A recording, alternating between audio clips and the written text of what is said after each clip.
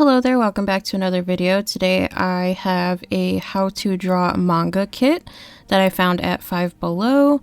Of course it was $5 and I thought I would pick it up and share it with you guys and give a little review since you guys seem to like the last Five Below review.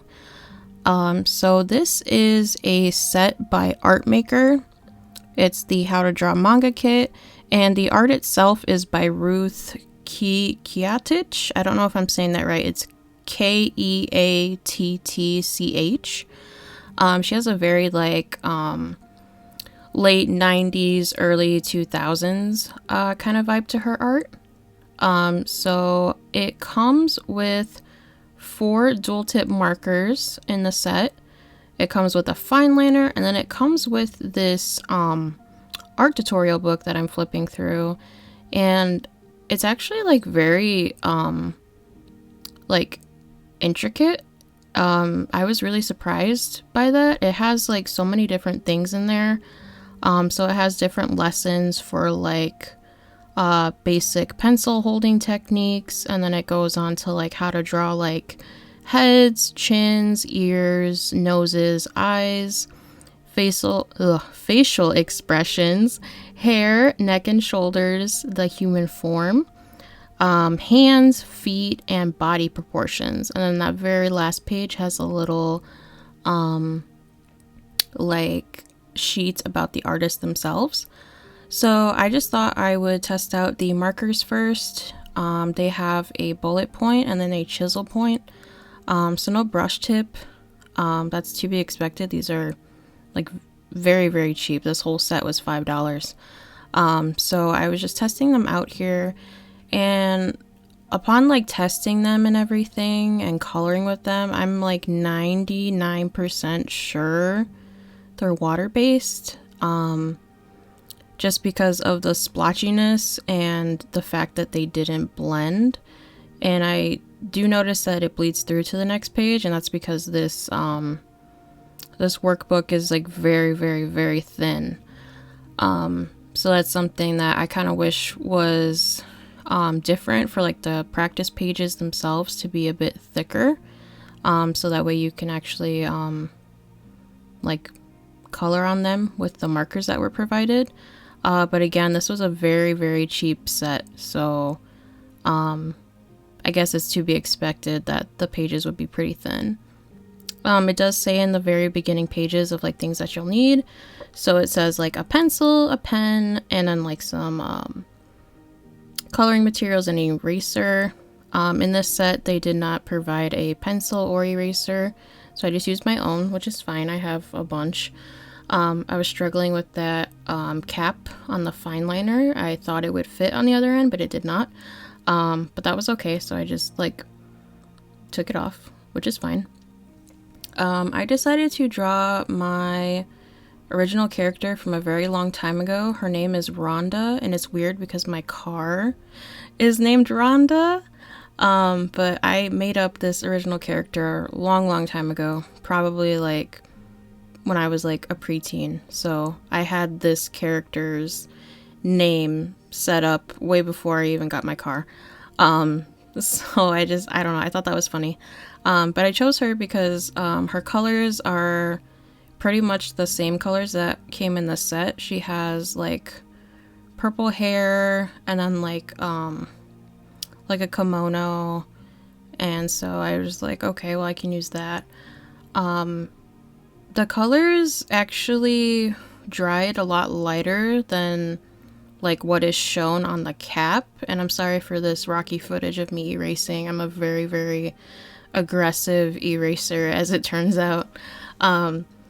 So the markers dried a lot lighter except for that purple. That purple is very dark, and you see me putting something on the back so like it doesn't like bleed through too much, but it is gonna bleed through on that second page with that second lesson. So the markers were fine. The only thing is they don't blend well, so that's like a little bit hard to deal with, so you kind of have to be a bit more careful about where you're going to lay down color. If you have markers like this that don't blend easily, I recommend just starting from like light to dark That's how I started when I first started using Copics. I would just start light to dark. But now that I'm like more familiar with like alcohol markers, I usually start dark to light, which is the opposite of what I used to do. But that's just because I'm like used to it and I want to get my shadows down first. But for this, I'm doing it the opposite way, the original way that I like learned how to color. And you can see me trying to go through here and like darken or like try to like blend these out, and it just is not working. So I would recommend like doing like a very like flat stylized color for this, because obviously the blending technique like doesn't really work. I'm not sure why they would include markers that didn't blend very well, especially if you look at the example on the left of like a headshot drawing. Her artwork looks very blended, you know. So I don't know like if this was just meant to like just maybe be just like an introductory thing. I'm assuming that's what it is. But yeah, you can see the cap on that blue marker is very much darker than like what is coming out on the page. So yeah, it was strange that the colors didn't really match except for the purple. But I do appreciate the art book itself. I think that's where the real value is with this, because I think it's like, it's actually very nice, and it like goes through like a bunch of different things that I just told you guys about.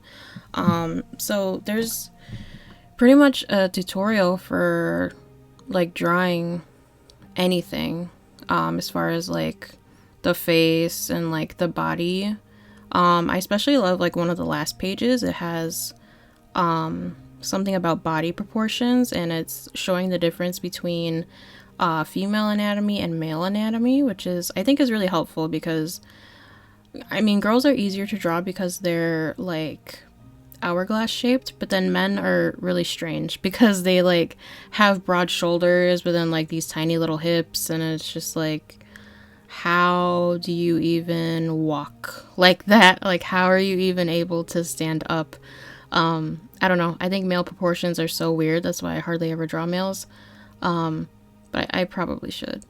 But yeah, I just did like a very simple drawing. I wasn't trying to like do anything crazy. It was just kind of like a little practice to just kind of demonstrate the art supplies and like what you can do with them. I'm a firm believer that you can like make good art with anything.